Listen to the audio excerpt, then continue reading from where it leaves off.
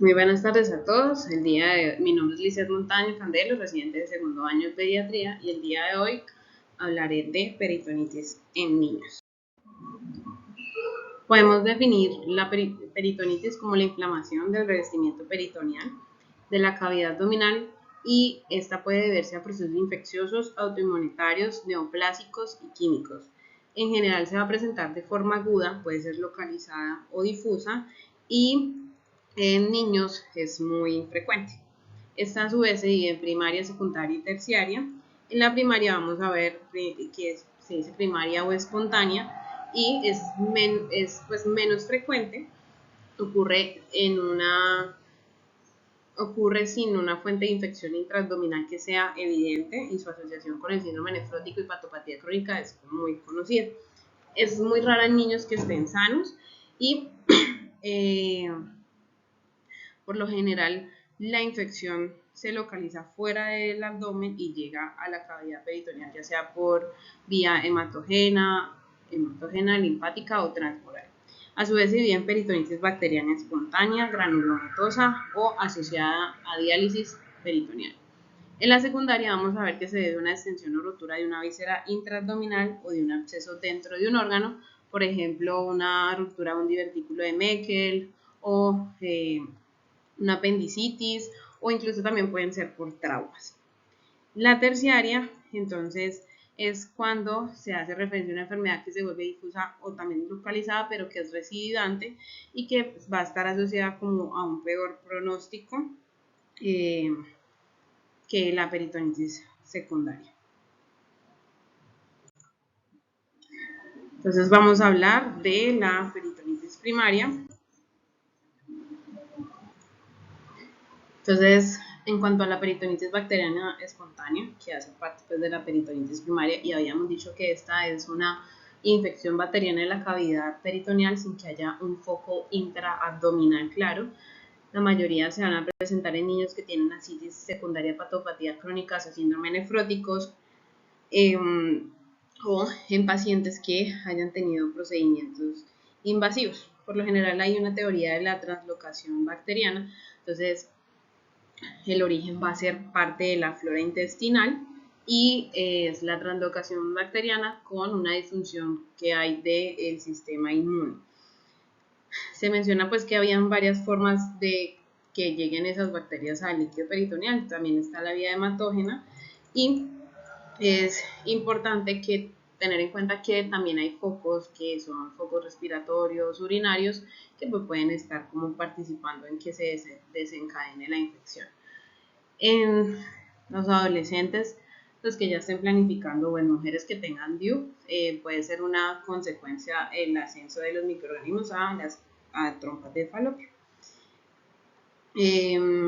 Los pacientes que tienen antecedentes de patopatías crónicas y que desarrollen ascitis, pues van a tener concentraciones bajas de proteínas por debajo de 1 gramo, y esto va a hacer también, o esto va a llevar a que también tengan alterada la actividad metabólica fagocítica del sistema retículo endotelial y la capacidad pues opsonizante, bactericida que tiene el líquido acítico. Todo esto va a favorecer que haya pues una peritonitis bacteriana espontánea. En cuanto a los microorganismos, en la primaria se dice que la etiología en su mayoría es monomicrobiana, en un 92%. Los más frecuentes son las bacterias gram negativas entéricas facultativas, como E. coli o Klebsiella pneumoniae. De ahí siguen los gram positivos, como Streptococcus viridans, o los anaerobios sí son inusuales. En esta tabla mostramos pues parte de acuerdo a algunas características o algunos factores que tenga el paciente, pues el microorganismo que puede estar asociado. Entonces, adquirida en la comunidad, podemos pensar en cocos gram positivos, Streptococcus pneumoniae, Streptococcus pyogenes o Staphylococcus aureus. Asociados a cuidados en la salud, pensamos en cocos gram positivos como enterococos o estafilococos, o bacilos gram negativos no entéricos como pseudomonas. Mujeres jóvenes sanas, estreptococos, en pacientes que tienen antecedentes de hepatopatías gram negativos entéricos, y si pensamos que pueden ser de origen genital o de infección genital, entonces tenemos en consideración Neisseria gonorrhoeae o Clamidia trachomatis.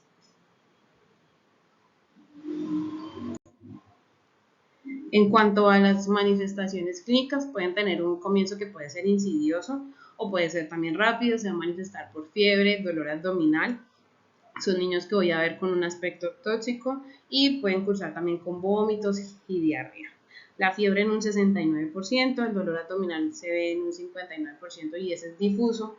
Pueden presentar síntomas gastrointestinales en un 32% y en 10 a 13% pueden presentar, pues pueden estar asintomáticos y pueden que no generen síntomas.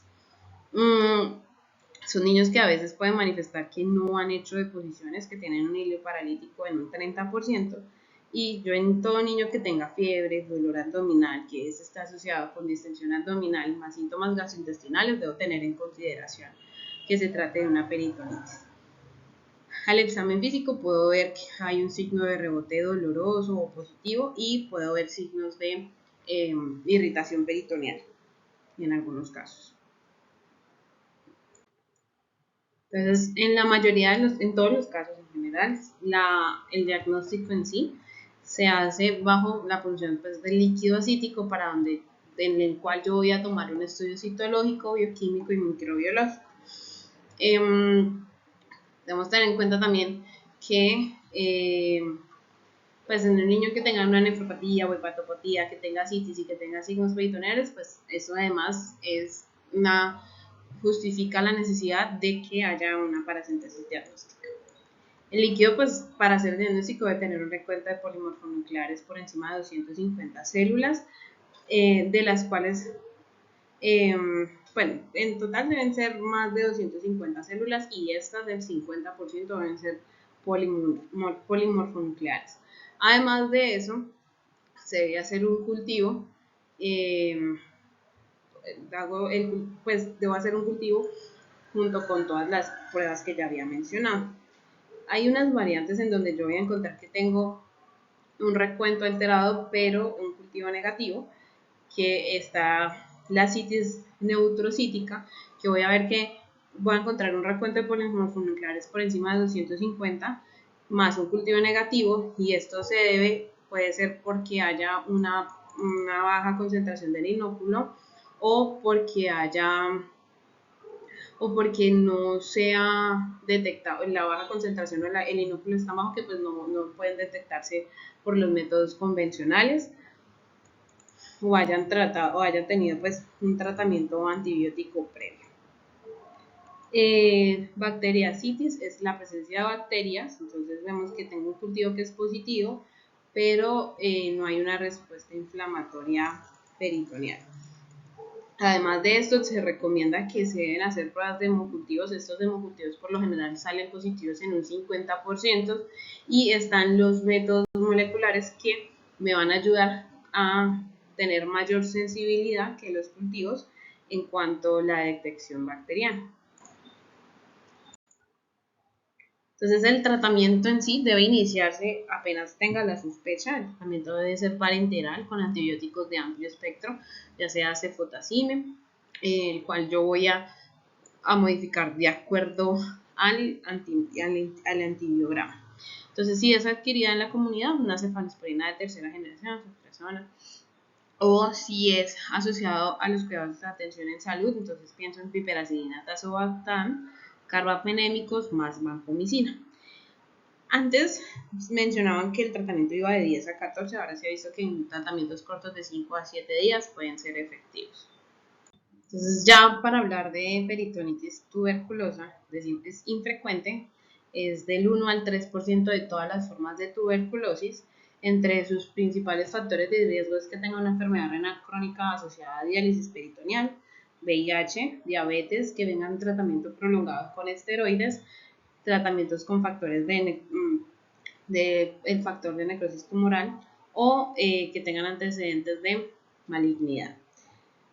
Por lo general se da por una reactivación de un foco latente que va a ser producido por diseminación a partir de un foco primario pulmonar, y entre las formas que voy a ver de micobacterias está Mycobacterium tuberculosis, Avium, Fortuitum, Kansai y Gordonay.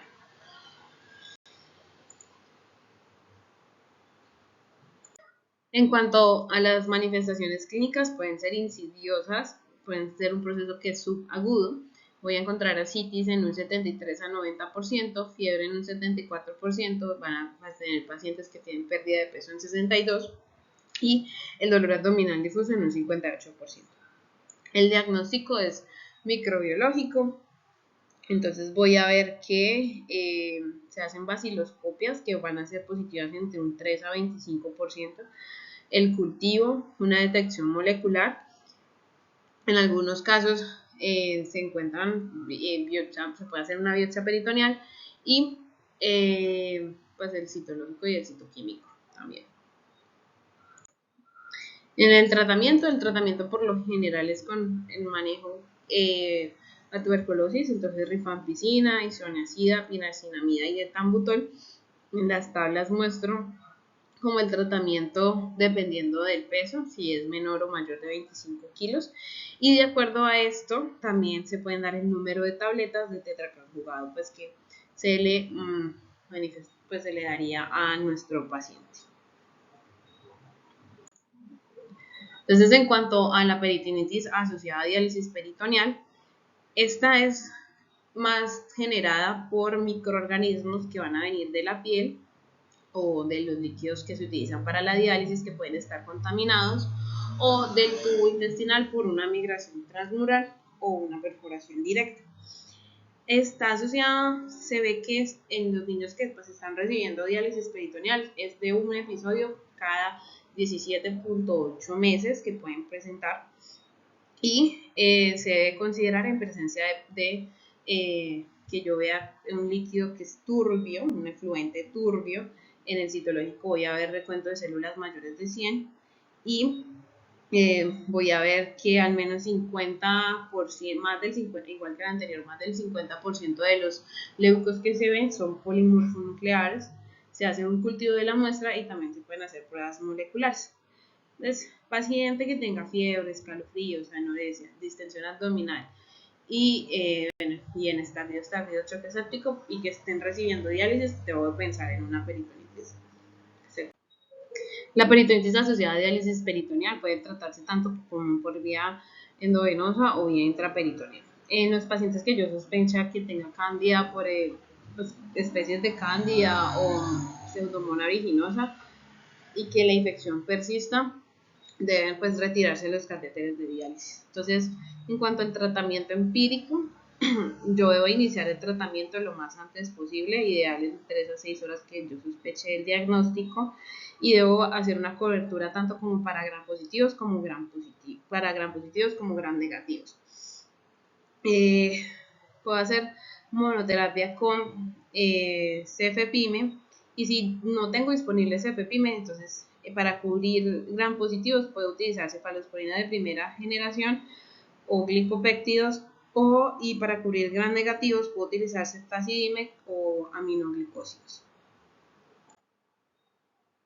Entonces aquí en este gráfico lo que vamos a ver es que dependiendo si son gram positivos en el cultivo, asimismo voy a orientar como el tratamiento de manejo que le voy a dar a mi paciente. Si es gram negativos, entonces miro si es un enterococos o streptococcus, pues lo que voy a hacer es iniciar tratamiento con ampicilina. Considero aminoglucósidos en pacientes en el que se trate de enterococos y si es resistente a la ampicilina con vancomicina o dactomicina o linezolida. Si es un estafilococcus aureus meticilino resistente, lo que voy a hacer es sustituir ese cefalosporina de primera generación o el cefepime si utiliza cefepime por vancomicina o teicoplanina. Y pues se considera clindamicina en caso pues, de que hayan antecedentes de alergia. Si es si es un estafilococcus meticilino sensible, continúo con la cefalosporina de primera generación, el cefepime, y de acuerdo pues igual a lo que me salga en el cultivo, así mismo yo voy a orientar el tratamiento antibiótico. Si es un cultivo y en el cultivo me sale gram negativos, entonces dependiendo de gram negativo que me sale, defino con qué voy a continuar. Si es Pseudomonas, continúo con cefepime o ceftazidime. Si es E. coli, Proteus o Klebsiella, puedo continuar con cefepime o ceftazidime. Si hay una resistencia al cefalosporina de tercera generación y se trata de E. coli, Proteus o Klebsiella, lo que hago es iniciar el tratamiento con imipenem o fluorquinolonas o con el cefepime. Y igual, la idea es que yo oriente mi tratamiento de acuerdo al microorganismo que haya aislado. Si los cultivos iniciales son estériles a las 72 horas y yo veo que hay mejoría clínica, puedo continuar con tratamiento antibiótico con cefepime o ceftazidime durante más o menos 2 semanas. Además, también se pueden identificar, son muy raros, pero también podemos encontrar que se identifiquen estructuras micóticas, micelios o levaduras en el grano. Entonces, o en el cultivo que haya un crecimiento, que si yo haya hecho un cultivo específico para hongo, que haya tomado un cultivo para hongo que salga positivo, entonces iniciar antiinfúngicos como fluconazol, dependiendo de cómo esté su estabilidad hemodinámica, y pues se debe extraer el catéter lo más temprano posible. Se continúan 2 semanas o más el antifúngico después de que yo haya hecho pues la retirada del catéter o que haya una mejoría clínica. Este es un cuadro resumen de los antibióticos que utilizamos en las peritonitis primarias, en donde vemos pues que si se trata de una peritonitis bacteriana espontánea, entonces cefotacina o ceftriaxona, o las alternativas a amoxicilina, pues dependiendo de cómo esté el paciente, ciprofloxacin. Eso es más que todo en el paciente cirrótico, pacientes con tuberculosis, isoniazida, rifampicina, piracinamida, y en resumen pues de si se trata de hongos, fluconazol o anfotericina beta. Entonces, ya para hablar de peritonitis secundaria, esta va a ser causada por una contaminación a nivel del peritoneo por microorganismos y sustancias que van a ser o que van a estar cerca, o sustancias adyuvantes como bilis o como sangre de un órgano perforado, y que esto va a hacer que haya todo un proceso o toda una reacción o liberación, pues van a activarse varios mecanismos locales para que pueda haber una contención de esa infección, y como resultado puede pasar que haya una erradicación de los microorganismos, pues que esa respuesta cree una erradicación, o que y que haya una resolución completa pues del cuadro, o que se haya una infección localizada con una formación de un absceso, o que haya una extensión del peritoneo con una peritonitis generalizada. Como había mencionado, pues el origen puede ser traumático, quirúrgico, isquémico o espontáneo, y por lo general puede verse a que la entrada de estas bacterias entéricas en la cavidad peritoneal a través de algún defecto necrótico que haya en la pared intestinal, o que haya una víscera obstruida o un absceso visceral intraabdominal.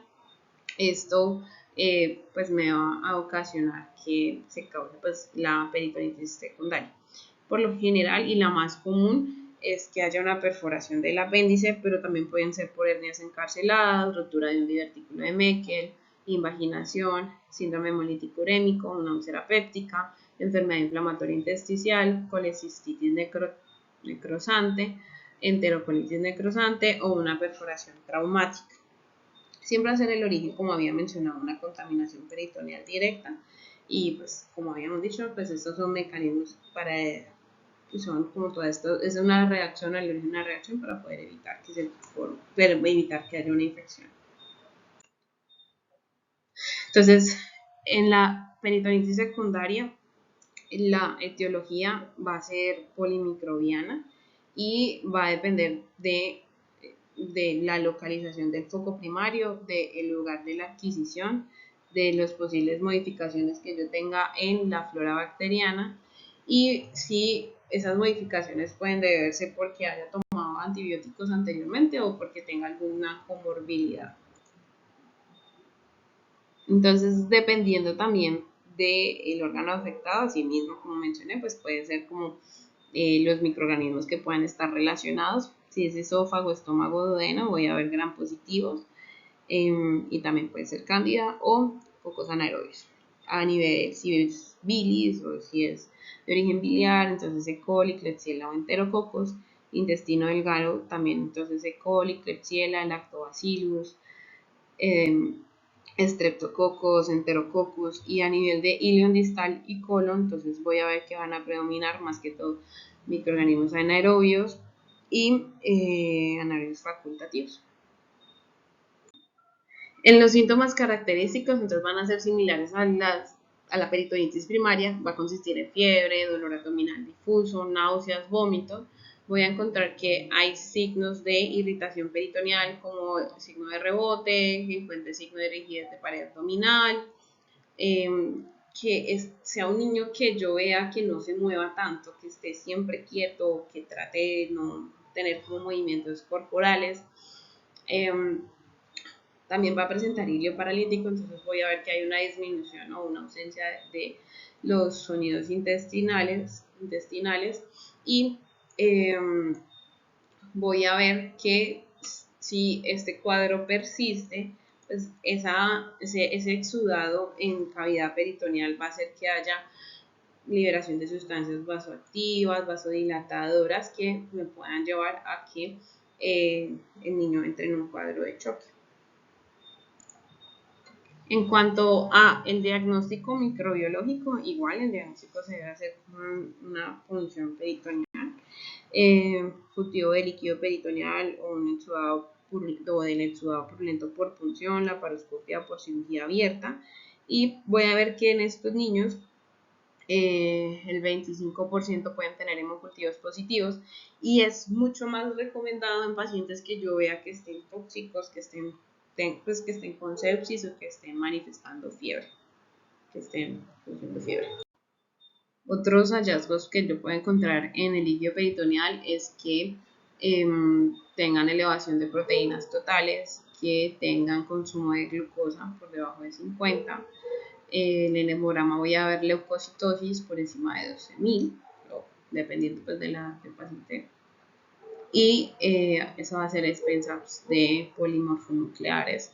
Y en la radiografía de abdomen puedo ver que haya aire libre en cavidad peritoneal con signos de, pueden o no haber signos de obstrucción y un borramiento de la sombra del psoas. Entonces ya en cuanto al manejo, este se debe iniciar inmediatamente y se debe hacer una reanimación agresiva con líquidos, monitorización de toda la función cardiovascular y de las constantes vitales. En últimas, pues el tratamiento debe tener una reintervención quirúrgica, pero esta debe ser debo estabilizar a mi paciente antes de ser llevado a cirugía. En cuanto a la antibiótico-terapia, debo tener en cuenta que ellos van a tener etiología polimicrobiana, entonces debo tener un antibiótico pensando en cubrir pues varios agentes etiológicos. Y puede ser carbapenémicos o piperacilina tazobactam, y si pienso que es como de origen hospitalario, cefepime acompañado de metronidazol. Y ya por último, para hablar de peritonitis terciaria, entonces vamos a decir que es una infección que es persistente o que es recurrente de al menos 48 horas después de que yo haya hecho un tratamiento adecuado para la peritonitis, ya sea primaria o secundaria, y eso lo que me va a indicar es que hay un fallo en el control del foco o un fracaso en el tratamiento antibacteriano o antimicrobiano y de todos sus mecanismos defensivos. Es muy común en pacientes que estén inmunodeprimidos o que estén críticamente enfermos y por lo general se tratan de microorganismos multiresistentes. Hay una alteración de mecanismos de las defensas locales y que eso en últimas va a impedir que haya un control de la infección. Entonces vamos a ver que los microorganismos que están predominantemente van a ser bacilos gram-negativos como Enterobacter, patógenos nosocomiales multiresistentes como Pseudomonas aeruginosa, Cinetobacter baumannii, enterobacterias productoras de beta-lactamasas, gram positivos como Enterococcus faecium, Staphylococcus aureus o especies de Candida albicans. Entre las manifestaciones clínicas voy a encontrar que son pacientes que van a presentar, que han sido pacientes que tienen un postquirúrgico o bueno, han sido sometidos a cirugías y que persisten con fiebre, tienen síntomas abdominales, que igual estos pueden enmascararse en pacientes críticos, van a aparecer signos de sepsis o signos de falla. En cuanto al manejo, lo principal va a ser que haya un soporte vital y una monitorización. El esquema debe ser de amplio espectro, entonces debo cubrir enterobacterias productoras de beta-lactamasas, cocos gram positivos resistentes a beta-lactámicos o especies de cándida más habituales en el lugar en donde yo me encuentre.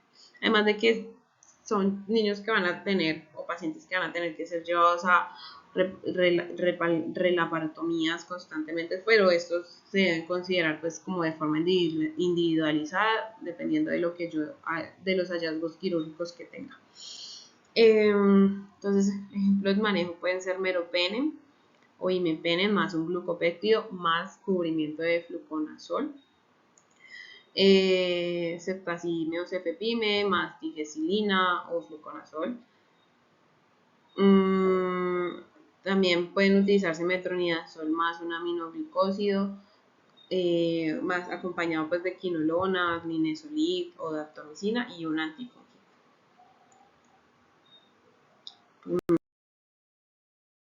Muchas gracias.